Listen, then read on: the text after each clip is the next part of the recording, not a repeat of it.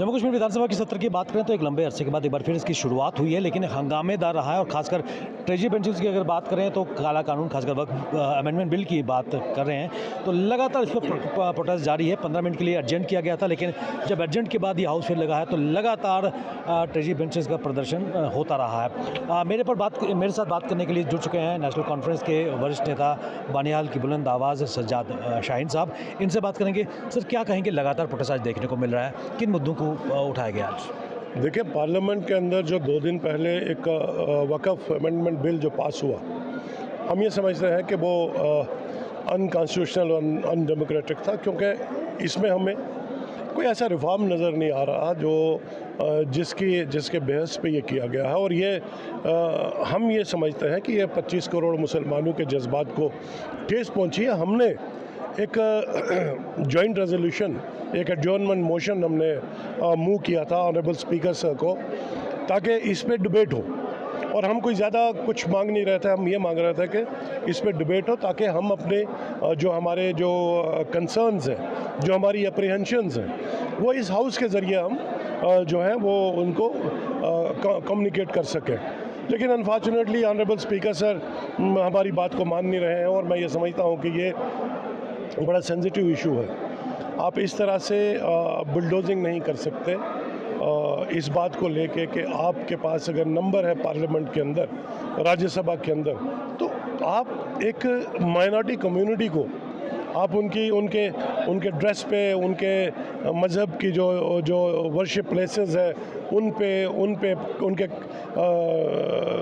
रहन सहन पे, और फिर उनकी हैरत तो ये है कि वक्फ जो ज़मीन है, कब्रिस्तान है इसके अंदर जो श्राइन्स हैं, अब कब्रिस्तानों में पड़े हुए जो आबो अजदाद, जो हमारे एंसेस्टर्स हैं, जो दफन है, आप उनको भी सुकून से रहने नहीं दे रहे। चले हम तो बदकिस्मती समझते हैं कि इस मुल्क का मुसलमान, जिसने गांधी के हिंदुस्तान के साथ उस वक्त इसको कबूल किया और कन्विक्शन के साथ कबूल किया, और कुर्बानियाँ हैं मुसलमानों की इस मुल्क की आज़ादी में, इस मुल्क की तामीर और तरक्की में बहुत बड़ा योगदान है।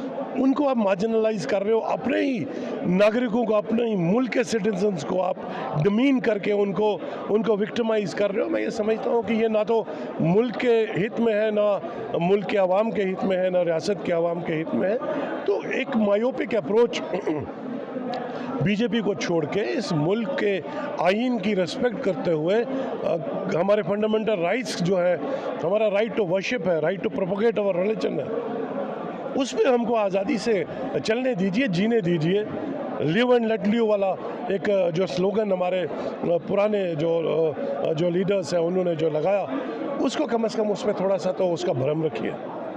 ये सरासर नाइंसाफ़ी है, सरासर एक ऑनस्लॉट है। और रिलीजन जो रिलीजियस इश्यूज़ हैं हमारे, उन पे ये ऑनस्लॉट है, उन पे इंटरफेरेंस है जो नाकाबिले कबूल है, जिसको आप नंबर के एतबार से तो जीत सकते हो, लेकिन आप मुसलमानों के जज्बात को ठेस पहुंचा रहे हो, जो कि हम अपनी हुकूमत से, अपने मुल्क के आवाम से एक्सपेक्ट नहीं करते। शाहीन साहब, जैसे आपने कहा कि बहुत ही ह्यूमन इशू है और ख़ासकर 25 करोड़ मुसलमानों के साथ जुड़ा हुआ नज़र आया है। भारतीय जनता पार्टी का कहना है कि हम कब्रिस्तानों की बात नहीं कर रहे, उस पर हम हाथ नहीं उठाएंगे, लेकिन सबसे बड़ी बात है जो मॉल्स बनी हैं, बैंकेट हॉल्स बने हैं, और पिछले कई सालों से लगातार एक बड़ा तबका अभी भी अंडर प्रिविलेज है, उन तक वक्फ की जो फैसिलिटीज़ हैं नहीं पहुँची हैं। आप मुझे बता दीजिए, पॉइंट आउट करके एक रिफॉर्म, जिस रिफॉर्म के ज़रिए हम मुतमईन हो सके।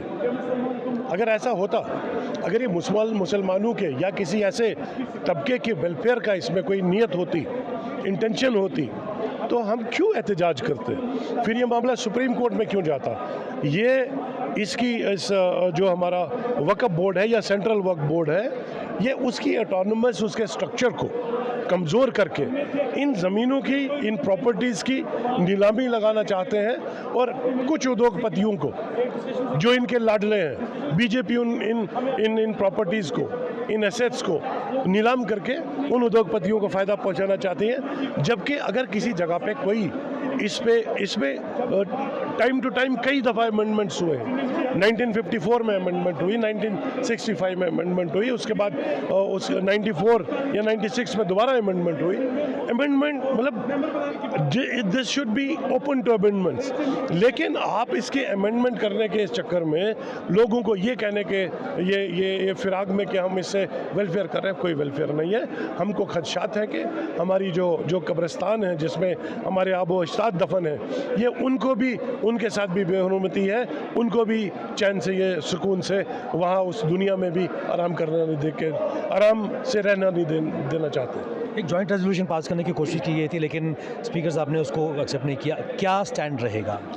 हम तो डिमांड कर रहे हैं और हम तब तक इस हाउस का बिजनेस चलने नहीं देंगे जब तक कि इस पे डिस्कशन नहीं होगा। हम ज़्यादा नहीं मांग रहे, हम ये कह रहे हैं कि हाफ एन आवर डिस्कशन कीजिए ताकि हम अपने कंसर्न्स, हमारी जो अप्रीहेंशंस हैं इस बिल को लेके, ये मैं समझता हूँ कि 5 अगस्त 2019 को जिस तरह से इसी तरह से एक आनन फानन में एक बिल पार्लियामेंट में लाया गया, उस पर बड़ा ब्रीफ डिस्कशन डिबेट किया गया और उसको पास किया गया। और मैं ये समझता हूँ कि ये दूसरा आज जो जिस तरह से औकाफ का वक़फ़ का जो ये अमेंडमेंट बिल है, ये सेम उसी पैटर्न को, क्रोनोलॉजी को समझने की ज़रूरत है। ये दूसरी चीज़ रिपीट हो रही है जिससे मुसलमानों के जो जज्बात हैं उनको ठेस पहुँची है।